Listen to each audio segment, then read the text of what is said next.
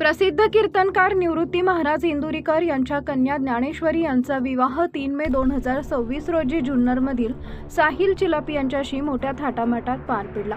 या लग्नातील भव्यता, गर्दी आणि कोट्यावधींच्या खर्चावरून सोशल मीडियावर मोठी चर्चा आणि टीका झाली होती। मात्र लग्नानंतर झालेल्या सत्यनारायण पूजेवेळी अशा काही गोष्टी समोर आल्या की टीका करणाऱ्यांचेही डोळे पाणवले।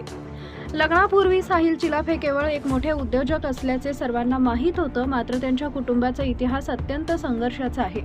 साहिलचे वडील सुनील विष्णू चिलाप हे मूळचे पुणे जिल्ह्यातील जुन्नर तालुक्यातील काटेडे गावचे। 2003 मध्ये ते केवळ काही रुपये खिशात घेऊन मुंबईत आले। सुरुवातीला त्यांनी एका ट्रक ड्रायव्हर सोबत क्लीनर आणि कामगार म्हणून काम केलं।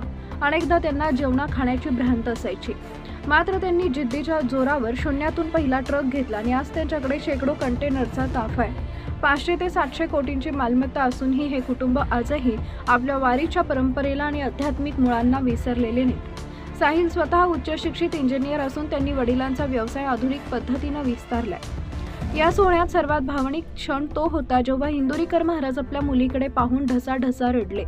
त्यांनी भर सभेत हात जोडून आपल्या मुलीची माफी मागितली। यामागील कारण सांगताना महाराज म्हणाले की जेव्हा माझी मुलगी अवघी 3 महिन्याची होती तेव्हा मी आणि माझी पत्नी कीर्तनाच्या सुपारीसाठी बाहेर गेलो होतो। तिला शेजाऱ्यांकडे सोडून आम्ही समाज प्रबोधनासाठी निघालो। तेव्हापासून आजपर्यंत तिला कधी तिच्या बापाचं प्रेम मिळालंच नाही। माझी मुलं कधी मोठी झाली हे मला कामाच्या व्यापात कळलंच नाही।